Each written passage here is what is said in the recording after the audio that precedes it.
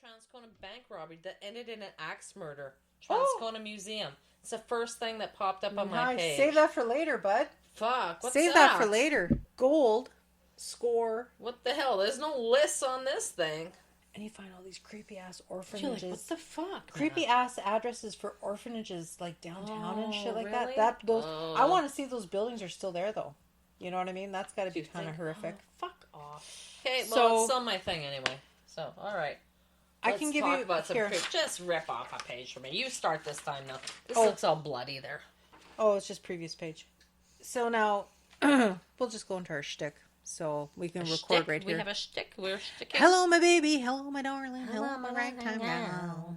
You can see the frog. Yeah. Send me a kiss frog. I love that frog. I love that frog. That's too. my spirit animal. Fuck, I wish Bugs Bunny. Can Old I be school, a kid in Bugs Bunny again? Old school. Oh my god. You know what? I like that quiet time by myself. Like, not that, I mean, I went to the weekends on my grandparents raised me. Went to my parents' place on the weekend, and that was my quiet time. I would get a 5:36 and watch the They'd cartoons. be passed out till like 10. Oh, you know, I love the cartoons. That was my thing. They were the best. The cartoons now suck ass. Oh, I know. Nowadays they're just no so fun. Plastic. Hey, Yosemite can't even have a fucking gun anymore. What? Elmer Fudd and Yosemite, they're like they've been lost their guns. What are you looking at? Creepy shit in my house. No, I thought. No, I don't know. We're in the pod cave. It's just like when my cat is. I'm like talking to my cat. I think it was a reflection off that pole. Okay. Yeah. See, it's okay. You say it's that. Okay. No shit going on here. All right. I have to go now. I can tell when people look in their eyes or I'm looking at my face. This is Jas and Sher, the lovely and talented Sher in the pod cave. Yeah. The pod cave. Soon we'll be making another ghost story. Not making a ghost story. Yeah. No. No, this is Giving Up the Ghost. And we're back again. And we're quacking. We're quacking. Wait. Is that supposed to be like... Oh, I like that one. Better. Yeah. See, every time I hear duck, it just reminds me of autocorrect. Duck. Yeah. Yeah. You ducking asshole. Ducking jerk. But we are Winnipeg's first and only paranormal podcast. And we're like the best. We're like so fucking awesome. Why are you not all listening more often? Tell your friends. Tell your family. Tell your relatives. Tell your whiskey swilling grandma that has a bit of a swear and a shitty attitude. She'll love us. She'll love us. And we'll love her back. Everybody's grandmothers love me. Yeah, anyway. me too. Especially if we make pierogies and shit. Pierogies. Oh my god. And if you make pierogies and you want to send us a sample... And you can come and feed them right to us, and I'll be happy. We can have you as a guest because we love food. Shall. Food, booze, drinking, and ghost stories. Does life get any better than that? I say no. Can you tell that we're like getting in middle-aged? Middle-aged. Food is where it's at, man. Food is where it's at, man. Liquor and food. Liquor and food. Well, you know, quarantine does that. I made a wicked soup today. I forgot to tell you. Yesterday, I made a wicked soup. My mom, as you all probably know, if you listen, my mom passed last year, inherited a lot of hoarding shit. Still got a lot of hoarding shit to sell. But I did try and keep what I reasonably could. Yeah. Brand new cookbook. Brand new. Like, the binding wasn't even cracked on it. And I'm not big on cookbooks because I do all my shit online. Oh, I know, me too. But this one was called 3 and 4 ingredient recipes. Oh, shit, yeah. It's a treasure. Go wrong on that? How can I get rid of that? The soup I made yesterday, it took a little babying. You know, because I followed it to the T and in instruction. I made cream of onion soup. Ooh. So if you people do keto or whatever, I think that's up your alley. Because Teresa says she does keto. Because all it was is butter, milk, and onion. Oh, well, fat and veggies. But it's all in the sauteing, right? Yeah. Oh, wait. No, 4 ingredients. Butter, cream onion, and chicken broth. Oh, okay. Yeah. Yeah, that's totally cute. Beautiful soup. Yeah. Yeah, I love the soups. Yum. I love soup. Don't want to talk about food again. Hungry. Hair. Don't pull your hair. Ow. At least it was a gray one, hopefully. Yeah, I think so. You don't look very gray at all, though. Oh, they're all squirting out of my forehead here. No, you're fine. Oh, you got a widow's peak there happening? Yeah, I got this, like, I don't know. I'm purple. Thank you to my lovely and talented stylist, Cindy. Purple hair. I's purple now. It's gorgeous. I got a little goth thing happening. Gorgeous. That's okay. Gorgeous. I had to get rid of the COVID grays. Oh, yeah. COVID gray, hair, gray. don't care. Yeah. Anyway. Shit. But tonight we're feasting on a bunch of episodes because we hadn't been together for so long. Feasting on episodes. Are you hungry? I do have munchies upstairs. I know. And I've been forcing her to record so we can get this done tonight. I know. So. I'm like, damn it, food. No, I'm just joking. We had a whole pile of good stuff to share, and we have more good stuff coming up. We have interviews we want to do, but we like being in the same room and having the person on the phone for interviews. Way better. Once we get back into it, and that triple phone thing is really so hard. It was so much hard. Delay. Yeah, so in person. Weird. It was hard. I know. Very hard. But today, hard. I did hard, so hard. Sherry likes the word hard because it's so hard. A kind listener to our show, she got in touch with us. Maybe she listens part-time. I don't know. She sent us an email about a weird area in St. Andrews, which is just outside north of Winnipeg. Mm-hmm. We're going to read you the story. And then I pass this every time I go to the cottage. I pass this road all the time. And I see this road. I'm like, I have to know why. Yeah. I have to know why. Some weird shit goes on over there. Like in the general area, not particular to a house or anything like that. Sherry's going to read you a little description from the email that we got from, what's her name, Mila? Yes. Okay, from Mila. Mila or Mila? Mila, maybe? I don't know. I'm not too sure. I know. But I did actually find two very distinct reasons. Cool. So Sherry's going to share I will the story. start. You go for it, fine. girl. You go, girl, I drink. You girl. Okay. It says from Mila M. or Mila. I don't know. Oh, wait. What do we call this episode? We're calling it... This is called Axe Murder on Liss Rd. And then we go... Like, there we go. Perfect. It says, I remember a story from when I was a child. Well, it says a kid. I don't know why it's a child. That a violent murder took place on Liss Rd, right by the Silver Hydro Box, halfway down the road. Story went that there were multiple victims, brothers I think, that were apparently taken out of the city to be harmed by someone. One survivor crawled, injured, to a home on the highway with the big white barn for help. Story was that at night, people still heard screams in the field for many years afterwards. Oh, yeah, that's just wrong. Scary. Freaky. I don't know. I don't like that. I never rode my bike down there after dark as low fog, likely from the river, used to hang over the field looking like a horror movie. Oh, I know that kind of thing. I know that feeling. That's weird when you're driving through the country. Especially fog. Yeah, the low fog. Yeah. So like you just drive and all of a sudden it's like... There's soccer fields on Raleigh by the Superstore. The same thing. Always going fog. Through Woodridge. Always full. And Woodridge too, Oh, shit. Totally. I know. Totally. Yeah. Also, bad mojo at the old YMHA outdoor roofed camp area off Liss Rd across the road, where we would go and climb on the roof and get spooked by upside-down horseshoes hanging off the wall and pentagrams chalked onto pavement. Lovely. Yeah, gorgeous.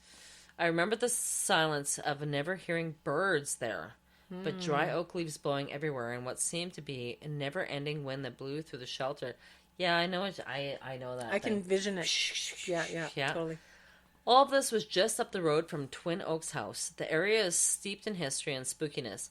From my childhood, I would always remember there, as it always gave me the uneasy feeling that I was being watched. Mm-hmm. But my mom loved it. It would be interesting to reach out to the YMHA to see if there were any stories or experiences when they were there.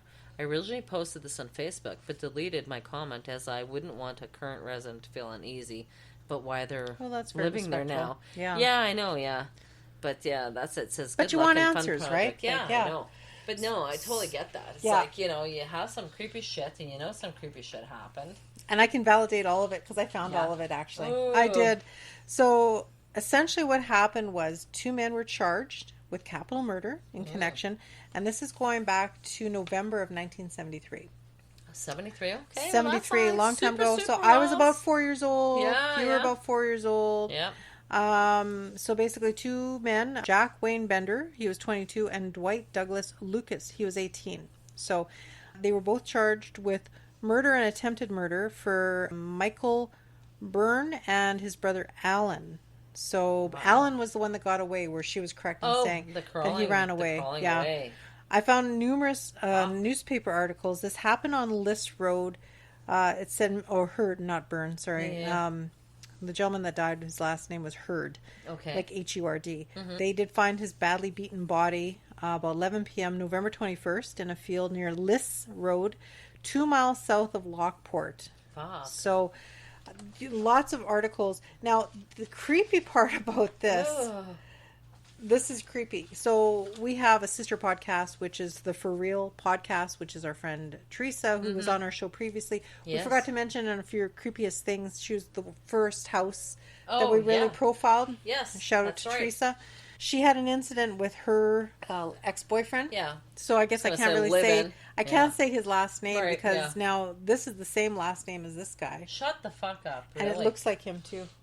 Oh, it does. Freaky. Oh my god. I sent her this picture as soon as I saw it. I'm like, oh shit. I bet you they're related. Anyway. Well, someone will just Google this shit. Yeah, yeah. Anyway. Well, yeah.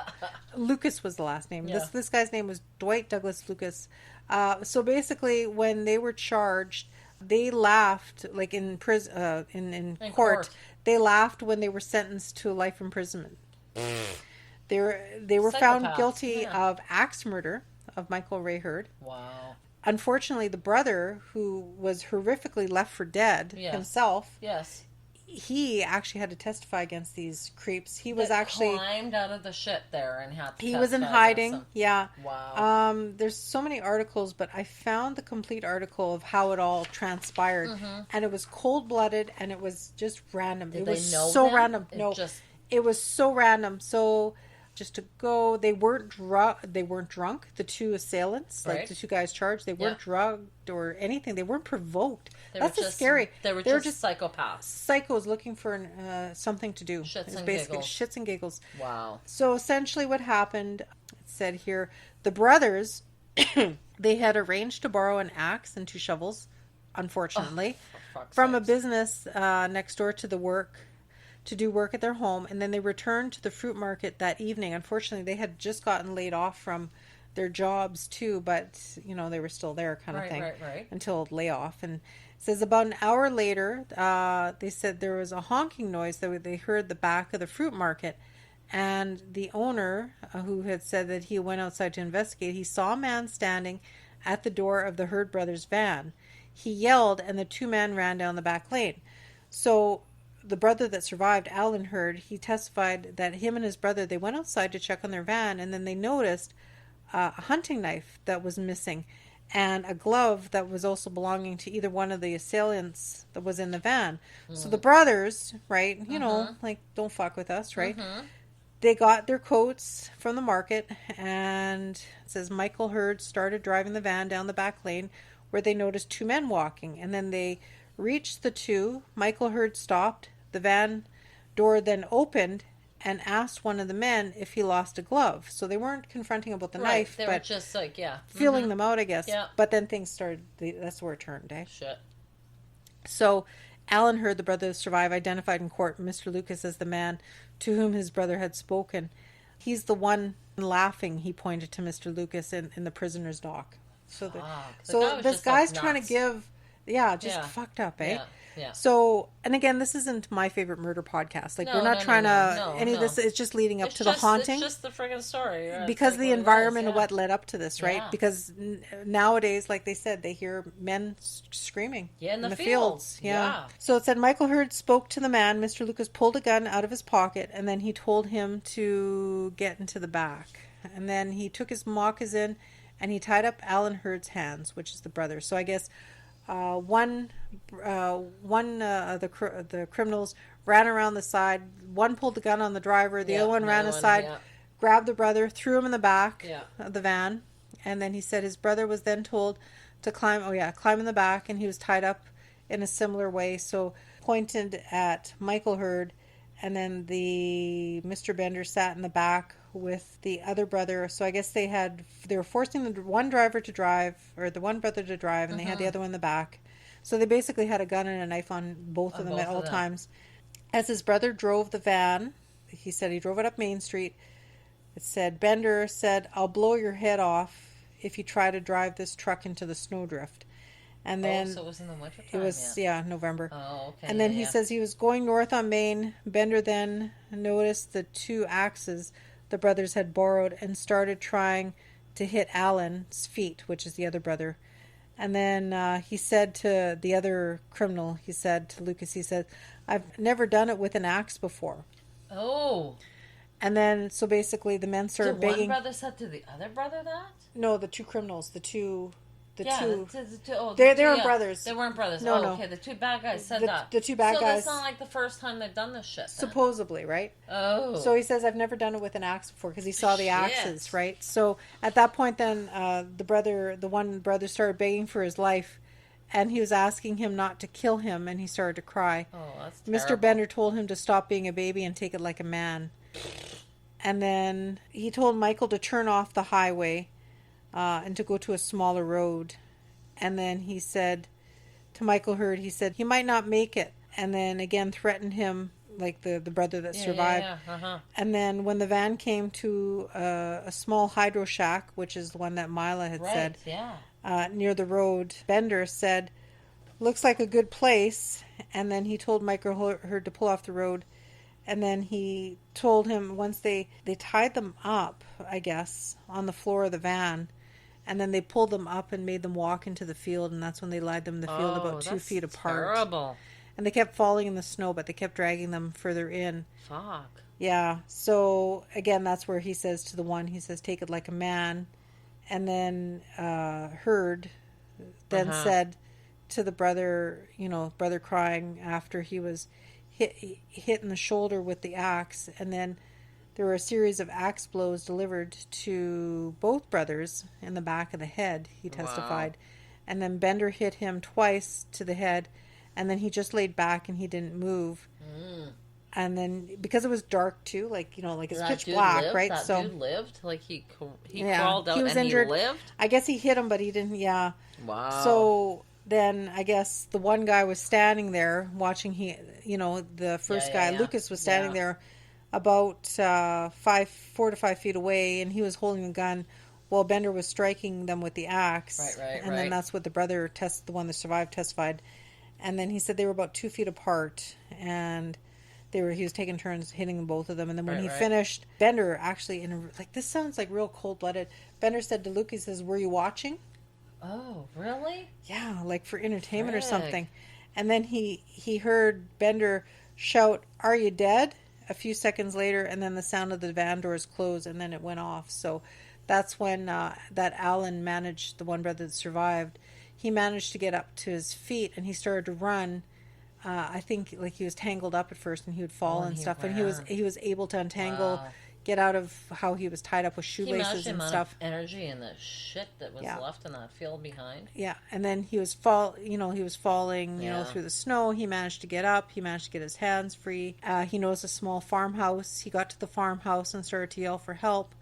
The lights came on, and then they came out to him. So that's where, he said that me and my brother have been attacked, and I think my brother's dead.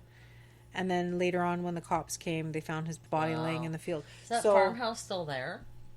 I don't know about the farmhouse. Now? We'd have to go take a look. Yeah. We'd have to go for a drive. Fuck, Liss Rd is pretty crazy. Maybe you should get the PSPS to do that. Maybe. Yeah.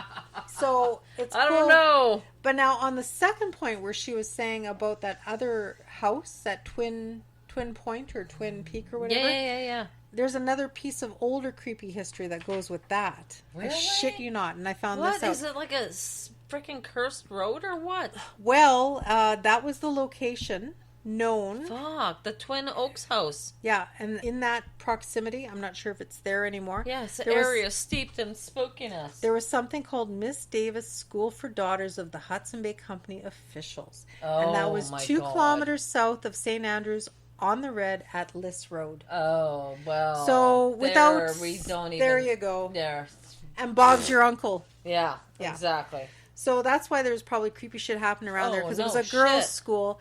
And just to give you probably a little... for unwed mothers of... No, they were actually daughters of the officials, but probably an upscale Marymount, right? Yeah. So basically, it says here that, what I found out, young ladies of the North were left without an instructress until the arrival of Miss Matilda Davis.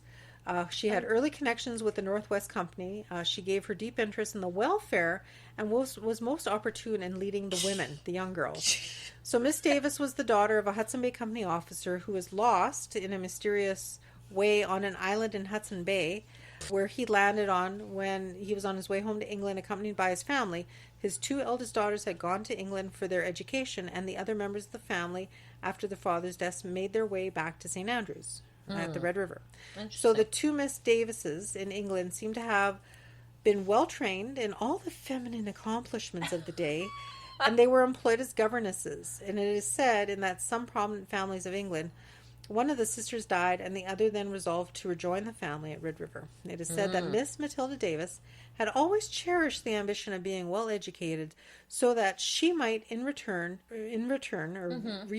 whatever, to Red River and open a school for the benefit of her countrywomen. She commenced a school for the young ladies at St. Andrews and the old family residence building, in addition to it for the schoolroom and accommodation of her assistants. She had a Miss Lane as a governess. At a later date, Miss Davies erected a large stone residence for a boarding school, in which enterprise she was assisted by a grant from the Hudson's Bay Company of 100 silver a year for 3 years. Ooh. Many of the native ladies now resident in Red River were educated under Miss Davis' care, and they speak of her with the utmost affection. Oh, I'm like this sure is going back they to do. the documents back there. That's pretty shit, hey? It says many of her former pupils, as could be gathered together, were present to see her when she passed. I guess it was a big funeral in Lati frickin' da.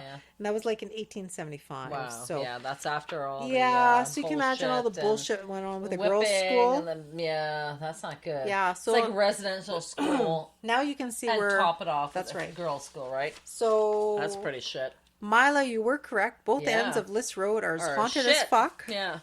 And that's the reason why. There you go. There you go. I wonder why is it called Liss And Rd? Matilda's your aunt. Yeah.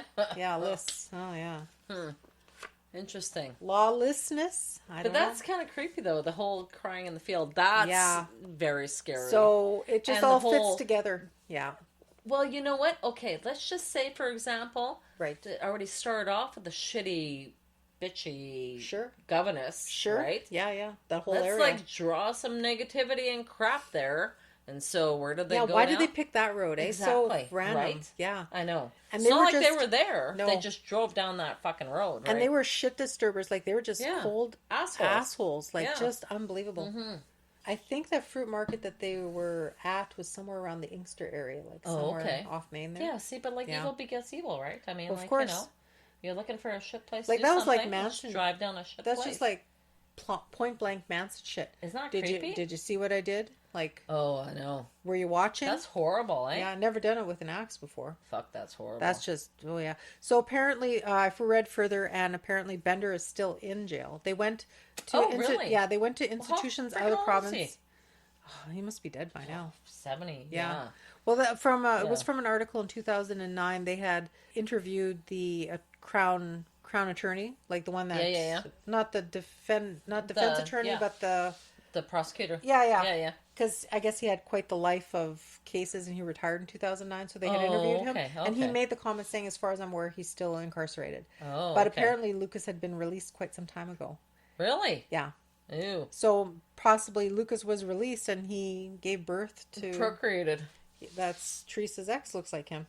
Fuck. Yeah, fuck.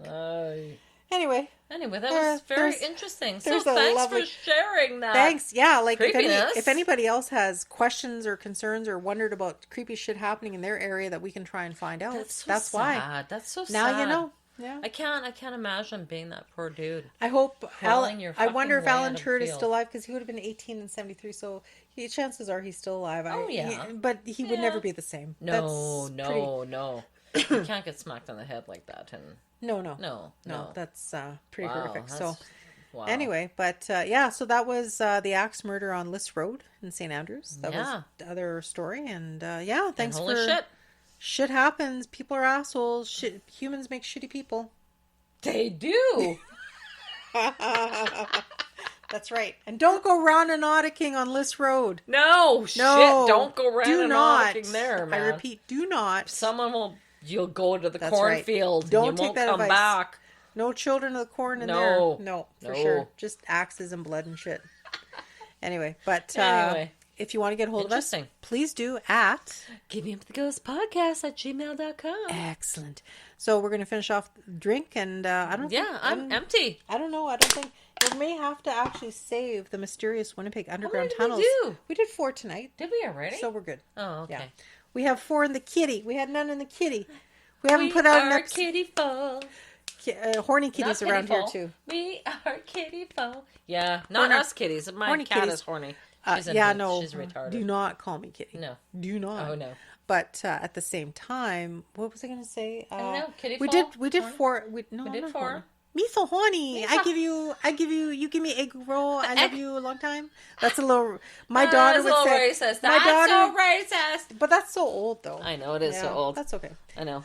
Yeah, we did 4 tonight. We'll save that one for next time. The Your mysterious... husband may be here. I don't think know. he might be wandering I your don't know. Is grounds. he wandering in my grounds? Watering?